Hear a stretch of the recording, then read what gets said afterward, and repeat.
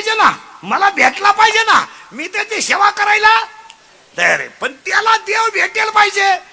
मग ऐका आता कोणाला कोणाला देव भेटेल.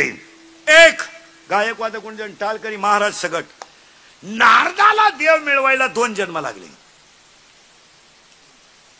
एका जन्मात देव नाही मिळणार, मिळणारही नाही. असं कोणी उठायचं एक वारी केली म्हणजे मोक्ष मिळतो, बापाच पेंड का. कोणी म्हणायचं माया पोराला पकवा शिकव, काल झक माराय पकवा त्याचं याडं निघलं तुझं कुठं शिकतो. कोणी उठायचं माया पोराला कीर्तन शिकवा, कीर्तन करायचीच कसा कसा कोटरी पेतात. तू काय सांगतो बावळट सारखं आपलं तासाच्या बाहेर पडलेलं बी कोळपायला तकलीफ करतं. ते वेळा महाराज असं का म्हणून बोलला. अध्याय नंबर 9 ओवी नंबर 38, अध्याय नंबर 9 टिक मार करून घ्यान घरी गेल्या उचका नंबर सकट. अध्याय नंबर 9 ओवी नंबर 38, मुडा वनबीज काढले निर्वाळे भूमी पेरले, ते सांडी विखुरी गेले ते काही. असं चालतं का. कोणी उठायचं. जगात एकच माणूस आहे जे बापाला जमलं ते पोराला जमतं, पुढारी. एवढंच माणूस जीते अख्या जगात. बाप दमला का पोऱ्या उठला, पोऱ्या उठला का येईन उठली, तुळी तीच. बाकी मेले ना पार वाजू वाजू. असाच नियम आहे. माऊली सोहळ्यात 22 दिवस लोक पायी पायी चालत त्या. गुडघे गेले काहींचे चालू चालू, काहींचे खवट गेले पखवत वाजू वाजू. त्यांची कोणी दखल घेत नाही. पण 2च मिनिटं मोठा माणूस दिंडीत आला. आले कॅमेरे फिमेरेवाले, लगेच त्याच्या गळ्यात टाळ, लगेच त्याचा फोटो. हे भजना तरंगले, आमचे मुळ्यात उठले ते रंगले. आमची उठता नाही आग आणि बसता नाही आग. काय सांगता महाराज. महाराजांची भाषा आहे, माझी नाही. अर्थ लोपले पुराणी, नाश केला शब्द ज्ञानी, विषय लोभी मन आणि साधना अवघे बुडविले. 700 वर्षापूर्वीचं प्रमाण आहे ते. मी 5 पर्यंत बोलणार पण प्रमाण सिद्ध बोलणार, बोगस नाही बोलणार. मी मरल ना, म्हणजे मरणार नाही मी 5-25 वर्ष अजून, पण मी मेल्यावर सुद्धा तुम्हाला रोज आपली आठवण येणार. हा काय म्हणत होता. आता जाऊ द्या, आता तुम्हाला वाईट वाटेल. आता मला घोडा लावा, माग पुढे लावायचा, तोंडावर लावा, वाईट बोला, काय तुम्हाला शिवाय द्यायचं ते द्या, पण मी म्हणतो ते खरंच आहे यावर आपलं मत काय. आणि ते कालही खरंय, आजही खरंय, उद्या खरंय. नारदाचा जन्म झाला, बिचाऱ्याचे वडील मरण पावले. आई साधूची सेवा करायची. महिला मंडळ, आई साधूची सेवा करायची, मुलाला सांभाळायची. कर्म धर्म संयोगानं घडू नये ते घडलं. नारदाची आईला सर्पदंश झाला आणि आई गेली. आई गेल्यानंतर नारद पोरके झाले पहिल्या जन्मात. आणि नारदानं फक्त सेवा कोणाची केली, साधूची. साधू प्रसन्न झाले, आशीर्वाद दिला, अवतार संपला. पण भाग्य इतकं पुण्य, नारदाचं पुण्य कोणतं होतं. मागच्या जन्मी कुणाची सेवा करेल होती, साधूची. आणि साधूची सेवा केल्यामुळं नारदाचं भाग्य इतकं उदयाला आलं. ब्रह्मदेवाचा मानसपुत्र म्हणून दुसरा जन्म मिळाला. नारदाला देव मिळवायला किती जन्म लागले, 2. उत्तानपाद नावाचा राजा आहे, त्याला सुनीती आणि सुरुची नावाच्या 2 राण्या आहेत. नावच इकीचं सुंदर आहे, सुनीती. इकीचं नाव आहे सुरुची. मुलगा पळत आलाय, राजाच्या मांडीवर बसलाय आणि बापानं सावत्र आईनं मुलगा लुटून दिला. मुलाचं वय फक्त 5 वर्ष आहे आणि 5 वर्षाचं पोरगं पळत गेला आणि आईच्या कुशीत घुसलं. आणि आईला त्याने सांगितलं, आई अगं मला मांडीवरून ओढलंय. आई पराक्रमी होती. आईनं सांगितलं, डोळ्याचं पाणी पास, माझं दूध पिलाय तू, माझं दूध पिलाय तू. अरे तुला चमड्याच्या मांडीची किंमत काय, अशी मांडी मिळव का चंद्र सूर्य आहे तोपर्यंत मांडीवरून तुला कोणी ढकलणार नाही, अशी मांडी मिळव. माझं दूध पिलाय तू. मुलाची बाजू न घेणारी आई होती म्हणून तसं घडलं होतं. पोरग 5च वर्षाचं होतं. आई काय करावं लागेल ग. आज 80% आयांनी पोरांचं आणि पोरींचं वाटोळ केलं. सगळं जबाबदार आई आहेत. काय मत आहे तुमचं. कोणती कीर्तनात बसलेली बाई आहे तिला तुझा पोरा दारू पितो हे माहित नाही, बोटवर कर. माहित नाही तुम्हाला, हे माहित नाही तुम्हाला.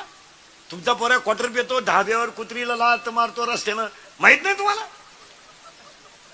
अरे पोराच्या दारूवर पांघरून घालून तुम्ही आयुष्यभर त्या बापाचा छेड केला, याचा कधी विचार केला तुम्ही. अरे पोरगा दारू प्याला तर तुम्ही झाकून ठेवलं, पोरगा पोरीच्या प्रेमात पडला तरी झाकून ठेवलं. आज हाडाची काढ करणारा बाप जेव्हा पोरासमोर बर्बाद झाला तेव्हा तुम्हाला त्याचं काही वाटलं नाही. बनियन मळालं तर त्यानं पलटी करून घातलं, बनियन तुटलं तर त्यानं गाठ मारली.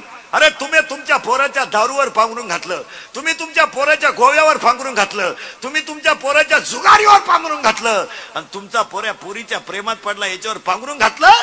परिणाम या बापाला वय नसताना स्वतःच्या मुलाला खांदा द्यावा लागला. याला तुम्ही जबाबदार आहे. काय मत आहे तुमचं? खांदा द्यावा लागला त्याला पोराला. कोणत्या जगात बाप आहे का त्या बापाला मुलाला खांदा द्यायचा आहे, स्वतःच्या हातानं पोराचं प्रेत पेटवायचंय? ही वेळ तुम्ही पोरांची लाड करून आणली. यावर तुमचं काय मत आहे? कोणती कीर्तनात बसलेली बाई अशी आहे का तुला तुझी पोरगी प्रेमात पडलेली हे माहित नाही? माहित नाही तुम्हाला? लबाड बोलायचं नाही. मला नाव सांगायला लावू नका, मी नावासंग सांगा. आपलं काम असं आहे, कधी कालही खोटं नाही, आजही नाही, उद्याही नाही. आपल्या तोंडातून वाक्य बाहेर पडलं ते कवाही खरंच. माहित नाही तुम्हाला? आपली पोरगी 2-3 वेळा भांग पाडते, आरशात पाहते, मोबाईलवर 1.5 तास बोलती. मग तुझी पोरी काय जप करते का? तुझ्या पोरीला पांडुरंगाचा साक्षात्कार हो राहिला माहित नाही तुला? सांगा बरं कोणत्या बाईला माहित नाही तुझी पोरगी प्रेमात पडेल? जाऊ दे बोटवर कर, मी सत्कार करतो. जाऊ दे आजचं पाकिट देतो मी तुला, सांग बरं. नाही म्हणून हा विनोद समजू नका. पोरगी पळून गेल्यावर आई म्हणती मला अंदाज आलता. मी तू काय उलटली होती का कुठं? हा विनोद नाहीये मारा. हो पण ऐका एका मिनिटात, आणि आयांवर भाषण नका करू. 80% कीर्तनकारांनी आई बापाचं भांडवल केलंय. रोज उठून तीच आईन तोच बाप. या कीर्तनकारांना काय झपाटलंय काय कोणाला माहिती? फेटा बांधला का आई उठली, फेटा बांधला का बाप उठला. अर्धा तास आई, अर्धा तास बाप, आणि अर्धा तास ज्यानं तारीख घेतली त्याची लाल करायची. संपलं की. आई बापांवर बोलू नका. आई बाप सांभाळायला शिका. त्यांना जरा तळतय. 10वी-12वीचे टोनगे जरा नीट ऐका. मिश्या फुटल्या नाही नालायक हो तुम्हाला. मिश्या क्वार्टर पेता तुम्ही. भंगरी बापाची पैदास. हलकट क्वालिटीचं नाही. 1 साइड भांडपाडीतून बगलात गोचिड्या झाल्या नालायक. क्वार्टर पेत ते, आणि ते बापाला म्हणते काय केलंय माझ्यासाठी? त्याने केलं ते सांगायचं का? बाप म्हणला मारली झक मॅम, आता काय करीन तो? 70ची पल्सर आवला दिला फिरायला.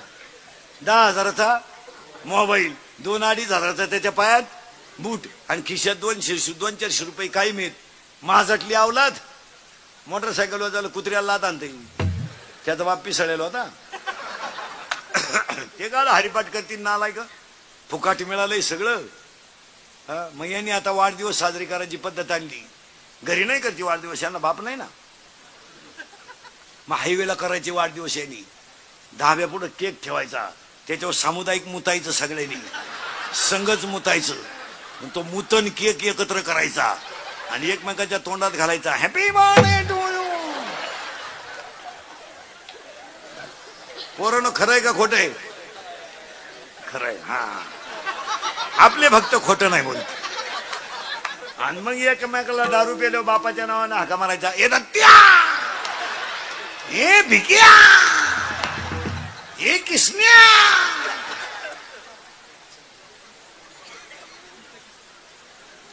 मराल मराल मराल. हनुमंतराया समोर त्याचा का काल परवाच झाला काय ना वाढदिवस? पोरांनो खरंय का खोटंय?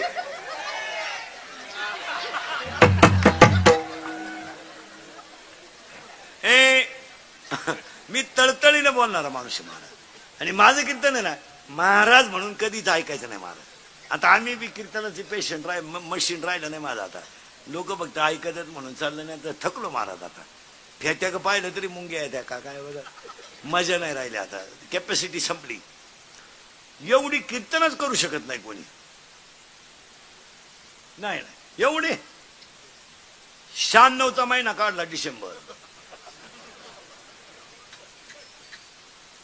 हा महिना 93चा आहे. आता 2-3 दिवस तर 4-4 आहे. हलक्या हाती 3 करतो रोज, हलक्या हाती असं चालू चालू 3. मी काही सीझन मधला बुवा नाही मला.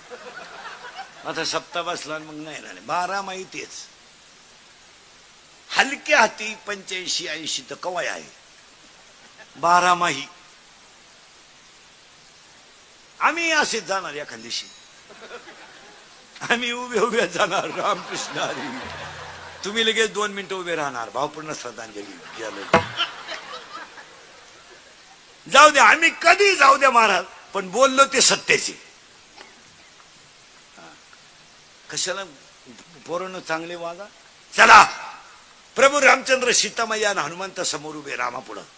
आई सांगतो तुम्ही तुम्हाला, भाषण नका करू. आयानो हनुमंतराया आणि अंजनी माता आणि प्रभू रामचंद्र लक्ष्मण सीतामय्या आणि हनुमंतराया रामाला म्हणतात, आतापर्यंत मी तुमच्याकडे काही मागितलं नाही, पण आज एक मागतोय. काय? माझ्या आईला तुमचं दर्शन घडू द्या. कोण पुण्य यांचा? अहो प्रभू रामचंद्राला आनंद झाला. हो मला तर हनुमंताच्या आईचं दर्शन म्हणजे भाग्यवान भक्ताची आई आहे. ती आई किती पुण्यवान असेल का तिच्या पोटी असा भक्त आलाय. तिचं दर्शन घ्यायला काही. अंजनी माता समोरून आल्या आणि अंजनी माता प्रभू रामचंद्रांच्या पुढे वाकल्या. वाकल्याबरोबर प्रभू रामचंद्रांच्या मुखातून शब्द गेला, तुमचा मुलगा नसता तर मला भाऊ नसता. माझा भाऊ जर कोणी सापडून दिला असेल, वाचवला असेल. हनुमंतराय डोळ्यात पाणी आलं अंजनी मातेच्या. पण सीतेच्या तोंडातला शब्द गेला, मला रावणानं कुठं लपून ठेवलं हे पहिलं कुणाला कळलं तर हनुमंताला. रडल्या अंजनी मात्या, दुःखानं नाही आनंदाने. पण रामाच्या मुखातला शब्द गेला. लक्ष्मणाला द्रोणागिरी आणायला जेव्हा हनुमान गेला तेव्हा मला स्वतःला लढायची पाळी आली. एवढं वाक्य ऐकल्याबरोबर अंजनी मातेनं बांगडी माग केली महाराज आणि खाटकन हनुमंतरायाच्या तोंडात ठेवून दिली. दरबार सुन्न झाला. अंजनी मातेनं हनुमंताच्या तोंडात दिली का? आणि अंजनी मातेनं हनुमंताकडे पाहिलं महाराज आणि अंजनी मातेनं स्वतःच्या स्तनाला हात लावला आणि स्वतःच्या स्तनातली धार दगडावर उडवली. तर अंजनी मातेचं दूध त्या दगडावर उडालं. त्या दगडाला सुद्धा चीर पडली महाराज, चीर.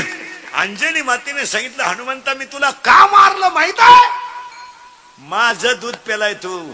माझ्या दुधाची ताकद जर दगडाला चीर पाडण्या इतकी आहे तर मी तुला रामाला अर्पण केलं असताना राम लढायला गेलाच कसा याची लाज तुला कशी वाटली नाही म्हणून तुझ्या कानपटीत ठेवली. बघा आमच्या मुलांचे संस्कार.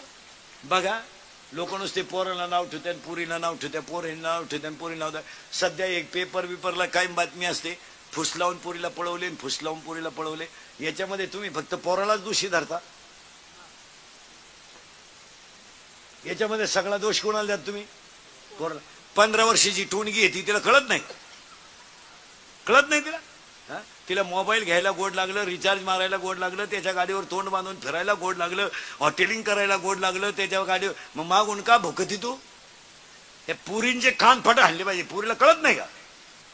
पोरीची छेड काढणाऱ्या पोराच्या जर पोरीनं डायरेक्ट कान फटीत धुवून दिली तर तो कावळा शिवेपर्यंत पोरीच्या नादी लागणार नाही परत. हा विनोद नाही. याला 50% जबाबदार कोण आहे? मुलगी जबाबदार नाही का? मला एवढं सांगा. आहे तिला समजत नाही का का हा पोरगा आपल्याला गाडीवर फिरवतोय, हॉटेलचं बिल देतोय, मोबाईल त्यानं घेऊन दिलाय, सिम त्याने टाकून दिलंय, आपल्या मोबाईलला रिचार्ज तो मारतोय, आपल्या पर्स मध्ये 1000 2,000 रुपये आहेत. हे गोड लागले तुम्हाला. आणि मग मागून भोकायचं फुस लावून पळवले, फुस लावून काय फुस लावून पळव, थोबाडं फोडून टाकले पाहिजे. हलकट नाही तर काय. कोणावरही प्रेम, कोणाची बापाच्या आई बापाची इज्जती घालवायचं काहीच वाटत नाही का? बरं पुरी इतक्या भिंडोक झाल्या त्या 2-4 वर्षात महाराज. पुरी चांगल्या पोरं प्रेमच करीन हो. एकदम भंगार पोराच्या नादी लागत ती. त्याच्या बागलात गुशिड्या, 1 साइड भांग, अंडरपॅन्ट लावा, तूच माझी जान, कोण फडा